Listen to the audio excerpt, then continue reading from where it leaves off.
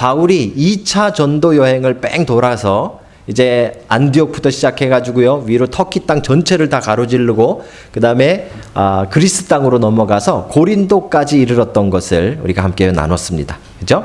그리고 고린도가 이제 사실은 반환점입니다. 고린도 바로 근처에 갱그리아라는 데가 있는데요, 그냥 해변가입니다. 그 해변가에 가서 바울이 하나님 앞에 서약을 하면서 머리를 깎고 이제 다시 길을 거꾸로 해서 안디옥으로 돌아가게 되어집니다. 근데 돌아갈 때요, 특이한 점이 하나 있었는데 고린도에서 만났던 한 부부가 있었죠. 누구죠? 예, 브리스길라와 아굴라. 예, 브리스길라가 남자인가요? 아굴라가 남자인가요? 예? 뭔가 이름상 아굴라가 남자 같죠, 그죠? 맞습니다. 그래서 보통은 아굴라와 브리스길라 이렇게 써야 정상입니다. 그래서 초반엔 그렇게 나옵니다. 아굴라 부부라고 나오는데 이게 뒤로 가면서 브리스길라와 아굴라 이렇게 바뀌어요. 왜 그랬을까요? 아마 여자가 조금 더 셌던 것 같습니다, 신앙적으로. 그래서 여자가 조금 더 리더십을 가지고 있지 않았을까라고 조심스럽게 우리가 추측해 봅니다. 우리도 보통 권호곤 집사님, 이현희 집사님 이렇게 말하는데 이제 언젠가 우리가 이제 이현희 집사님과 권호곤 집사님 이렇게 말하는 때가 있겠죠. 그러면 이제 약간 이렇게 중심이, 무게 중심이 이렇게 여자 쪽으로 옮겨갔다 이렇게 보시면 됩니다. 그래서 브리스길라가 지금 먼저 나오는 건 그 부부 가운데 브리스길라가 더 하나님의 일에 있어서 더 열정적이지 않았을까, 조금 더 리더십을 갖지 않았을까, 그렇게 생각합니다. 이 사람들을 고린도에서 만나서 함께 사역을 했는데 아주 친해졌어요. 그래서 이제 안디옥으로 돌아가는 길에 이 사람들과 함께 돌아갑니다. 돌아가다가 어디에 이르렀는가 하면 에베소라는 곳에 이르릅니다. 그리고 그 에베소에서 브리스길라와 아굴라를 에베소에 남겨놓고 바울과 나머지 일행은 이제 예루살렘과 그 다음에 안디옥 원래 출발지로 돌아가게 되어지죠. 여기 아주 중요한 부분입니다. 브리스길라와 아굴라를 왜 남겨놨을까? 아마도 에베소는 아주 특별한 지역이었기 때문에 바울이 다시 돌아올 계획이 있었던 것으로 보여집니다. 본문에서는 18장에서는 뭐라고 이야기하는가 하면 하나님의 뜻이어든 내가 다시 돌아오리라 이렇게 말합니다.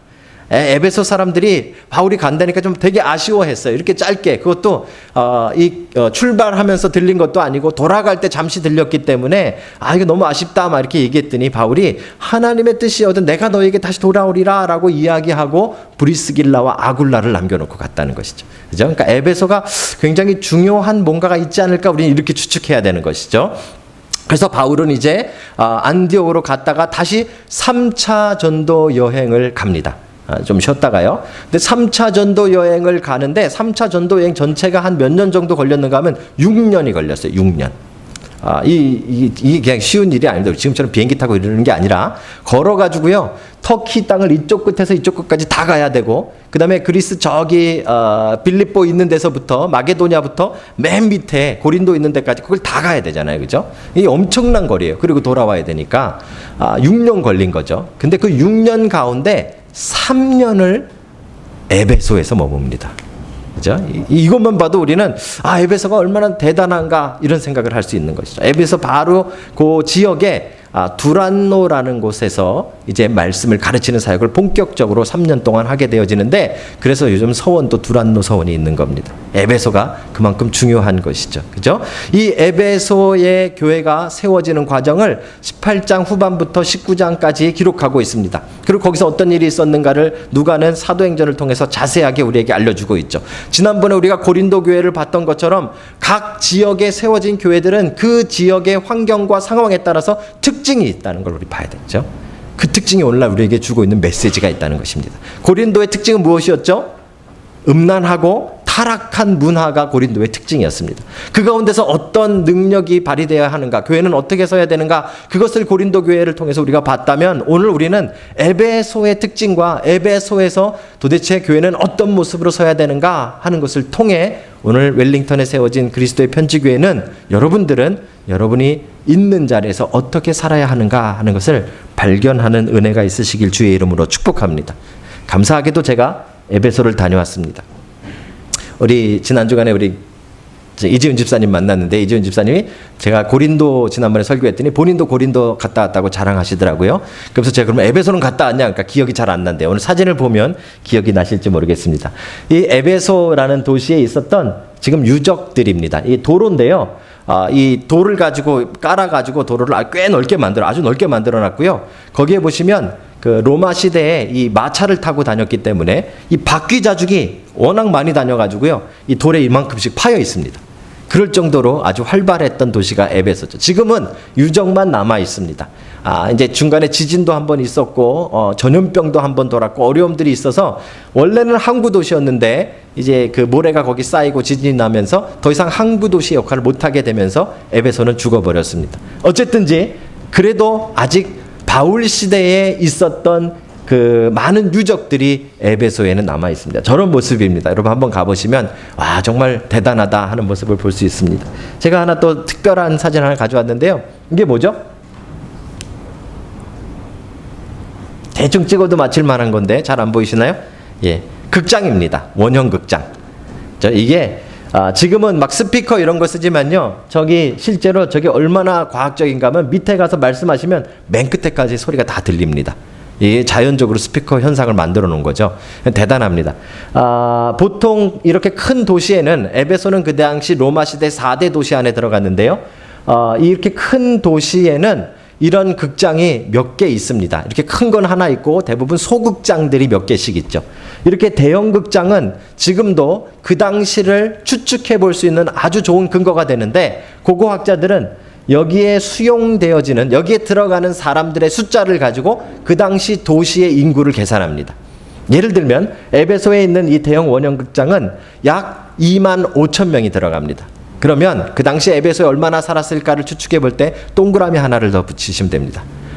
25만 명 정도 살았다라고 보면 돼요. 그 당시 굉장한 도시입니다.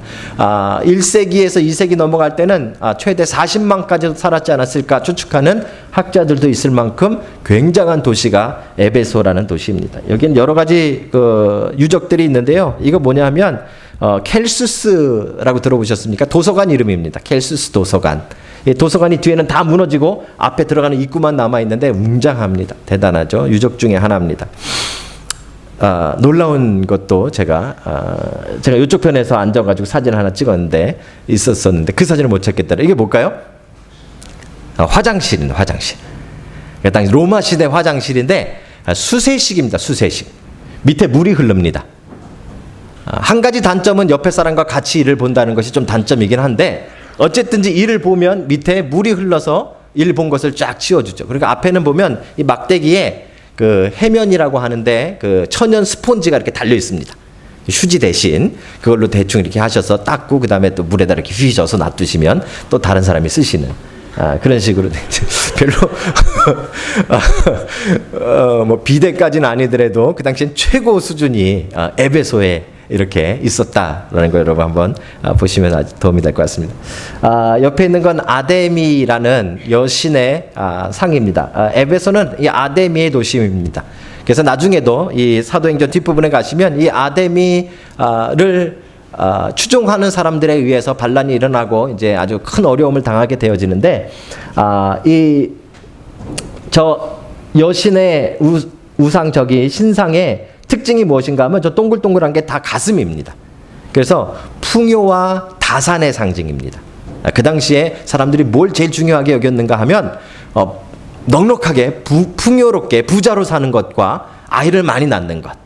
요즘은 앞에 것만 좋아하죠. 부자로 사는 거. 아이 많이 낳는 건 별로 안 좋아합니다. 근데 그 당시에는 아이 많이 낳는 것까지 그 당시에 굉장히 좋아했던 것으로 보여집니다.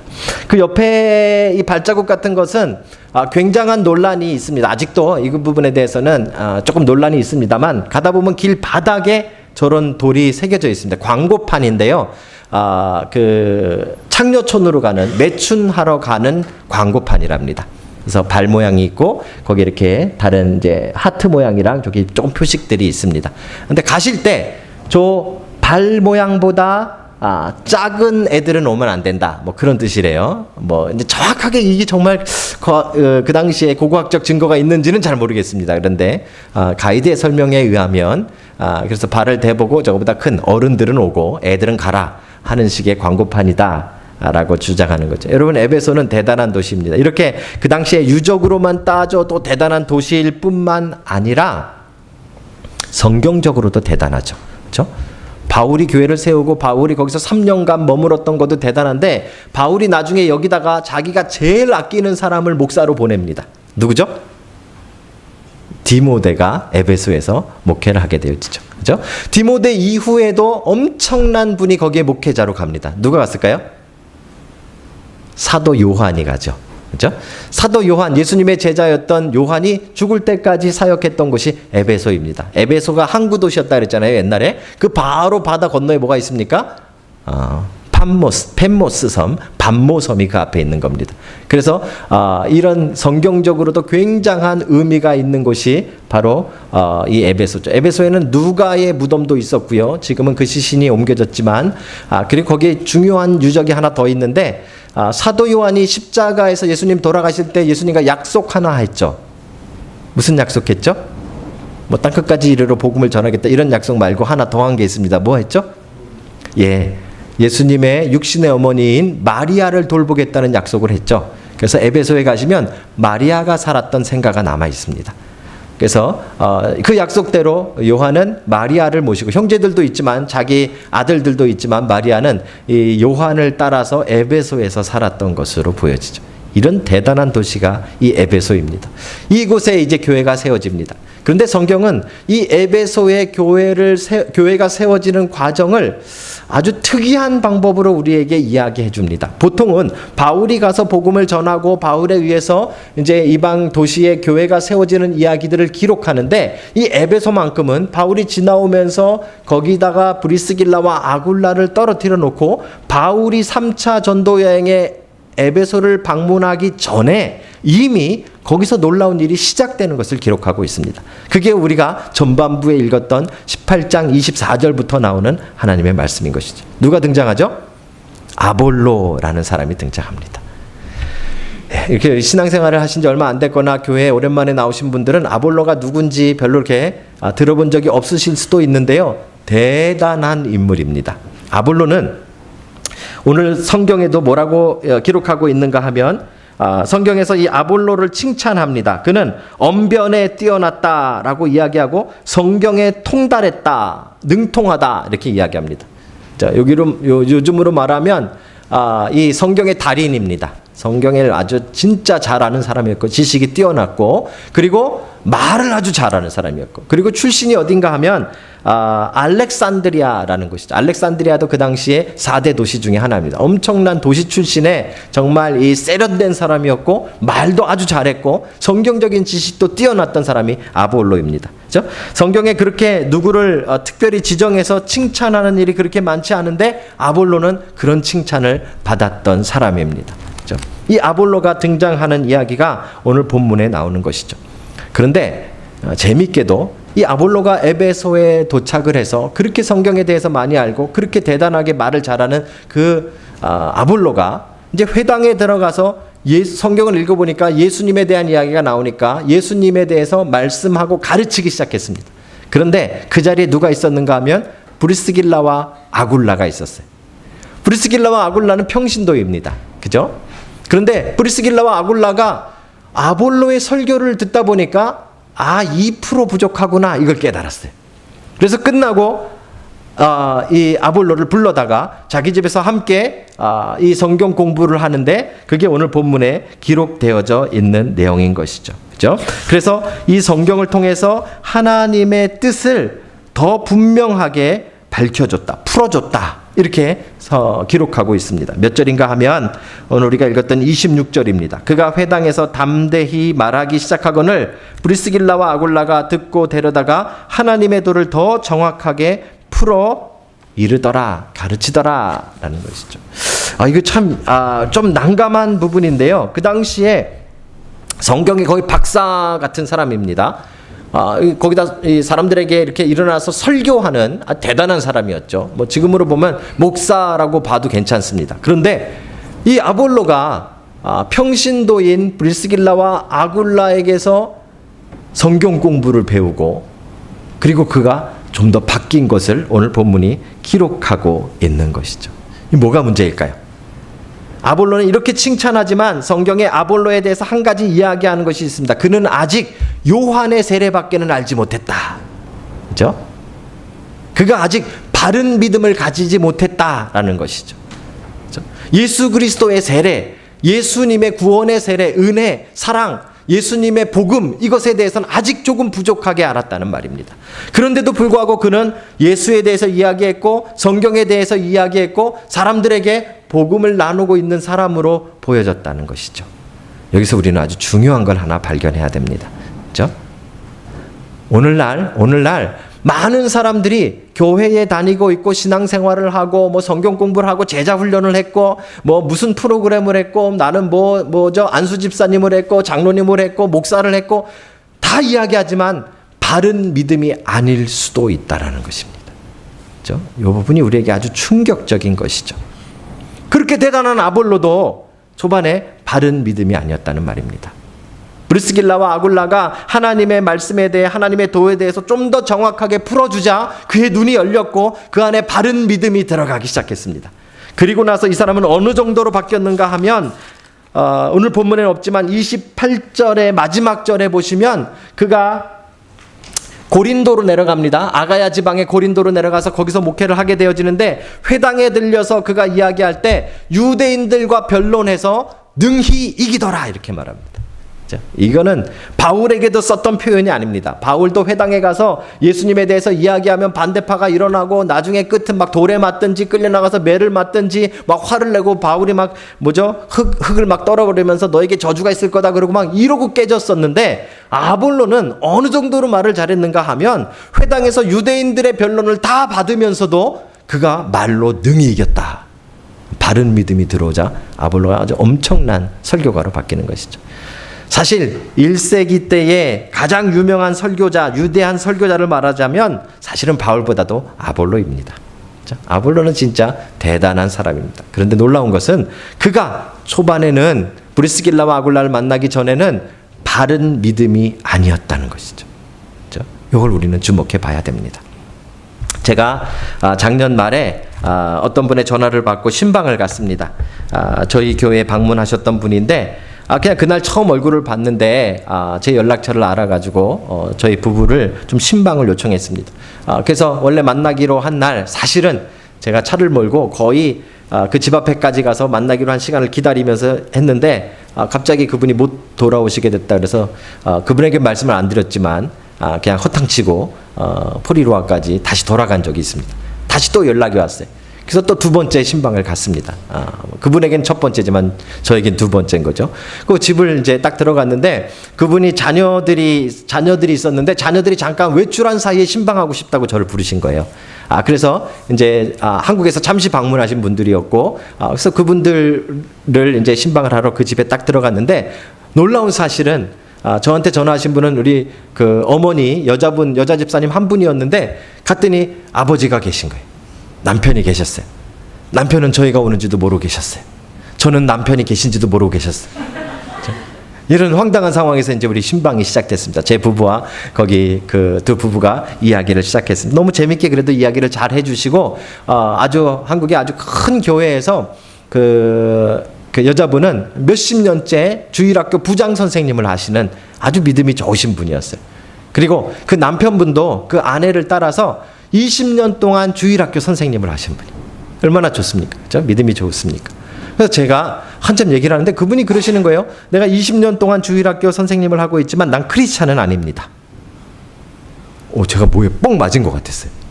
20년 동안 주일학교 선생님을 했는데 크리스찬은 아니래. 너무 궁금해가지고 목사가 그런 거 좀 참아야 되는데 못 참고 질문했어요. 20년 동안 주일학교 선생님을 했는데 왜 본인은 크리스찬이 아니라고 생각하십니까? 그랬더니 그런 질문을 자기에게 직접 대고 한 목사님은 제가 처음이래요. 그러면서 밥 먹고 얘기해 주시겠대. 그래서 밥을 먹었어요. 다시 여쭸어요. 또 딴 얘기를 하세요. 결국은 얘기를 못 들었어요. 제 머릿속에 계속 남았어요. 너무 궁금한 거예요. 20년 동안 주일학교 선생님을 했는데 왜 본인은 크리스찬이 아니라고 생각하는가? 근데 제가 이 말씀을 준비하다가 이게 충분히 가능하구나 이걸 깨달았어요. 충분히 가능하구나. 여러분들이 30년, 40년, 50년 교회를 다녀도 바른 믿음이 아닐 가능성이 충분히 가능하구나. 그렇죠? 우리가 봉사를 하고 선생님을 하고 찬양을 하고 반주를 하고 심지어는 목사를 해도 바른 믿음이 아닐 수 있구나. 에베소 교회는 오늘 그것을 우리에게 도전하고 있는 거예요. 교회에는 아주 중대한 사명이 있습니다. 믿지 않는 자들에게 복음을 전하고, 그죠?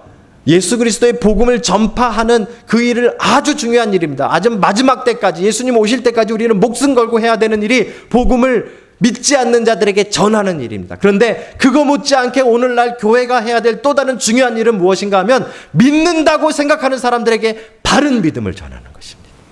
그렇죠? 왜 우리는 믿는다고 하면서 얼마든지 잘못 믿을 수 있는 존재들이기 때문에 그런 것이죠. 그 당시에 성경의 박사 같은 아볼로, 말하면요 사람들이 막 다 깜빡깜빡 쓰러질 정도로 이 사람의 능력이 어느 정도였는가 하면 나중에는요 고린도 가서 사역을 했더니 나중에 고린도 교회가 갈라져 버렸어요. 파벌이 생겼어요. 베드로파, 그 다음에 바울파, 아볼로파가 생겼어요. 저는 굉장히 충격적이라고 생각합니다.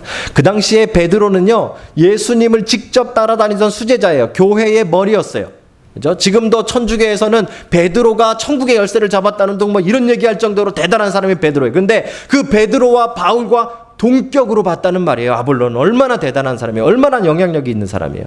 그죠? 그런데 그도 바른 믿음이 아니었었다는 거예요. 그죠? 그도 예수에 대해서 증거하고 예수에 대해서 이야기하고 회당에 서서 말했지만 아직도 성경에 대해서, 하나님 말씀에 대해서, 진정한 바른 믿음에 대해서 못 알고 있었다는 말이에요. 사랑하는 성도 여러분, 이 사실 앞에 우리가 겸손해지기를 바랍니다.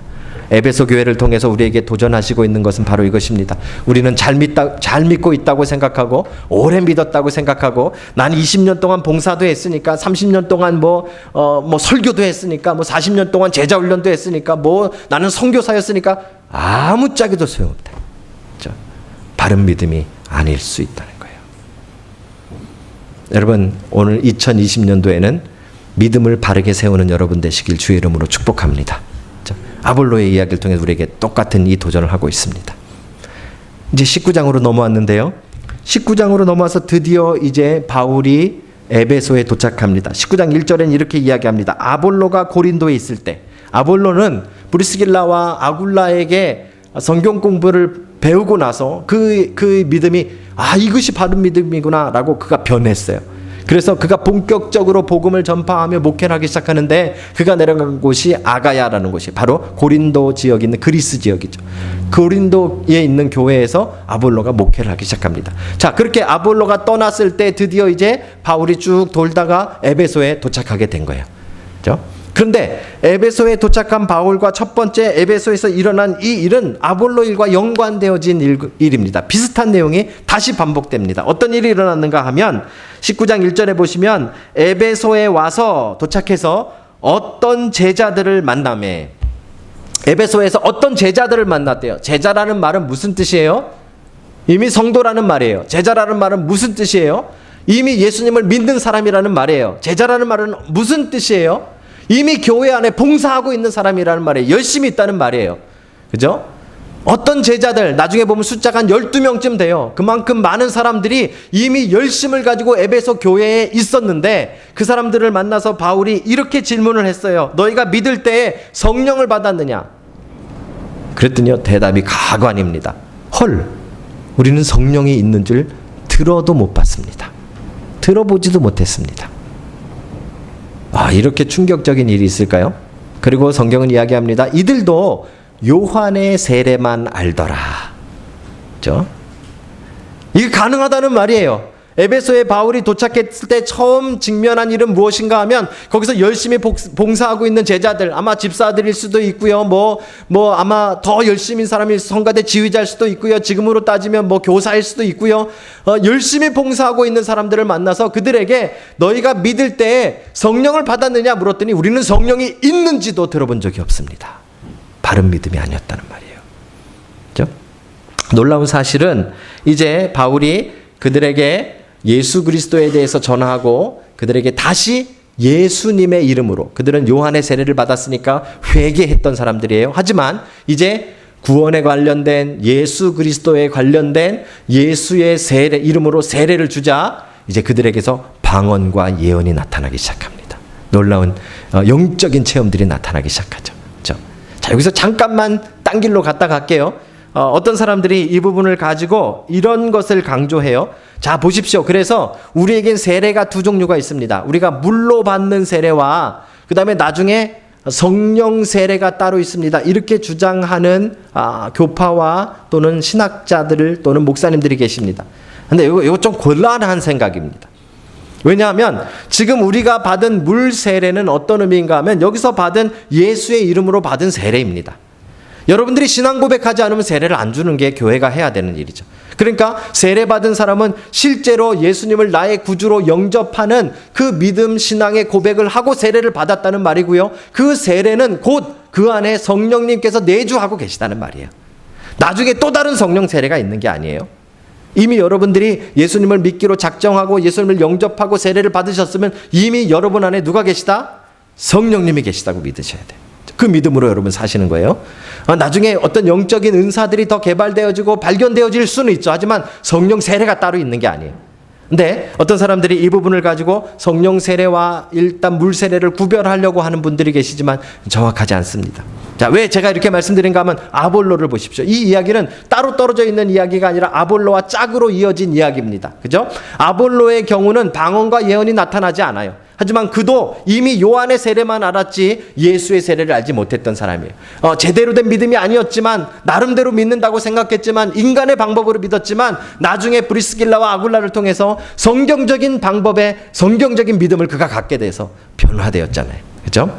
12제자도 마찬가지입니다. 여기서 말하는 12제자는 예수님의 제자들이 아니라 에베소에 있었던 12명쯤 되는 어떤 제자들을 말합니다. 이들도 맨 처음에는 봉사하고 제자들이었고 열심인 사람들이었지만 요한의 세례밖에 몰랐어요. 교회 안에. 그렇죠? 그런데 그들이 바울을 통해서 예수님에 대해서 듣고 올바른 세례를 받고 그들에게 성령의 역사가 나타났다는 것이죠. 사랑하는 성도 여러분, 이게 교회가 오늘날 해야 하는 중대한 일입니다. 아볼로의 사건과 19장 처음에 나오는 이 어떤 제자들의 사건은 같은 이야기입니다. 우리의 교회 안에 봉사 열심히 하고 믿음 생활 열심히 하고 우리가 볼 땐 정말 성경의 박사인 것 같고 성경 공부는 다 해봤고 훈련 다 받아봤지만 바른 믿음이 아닌 사람이 있을 수 있다는 거예요.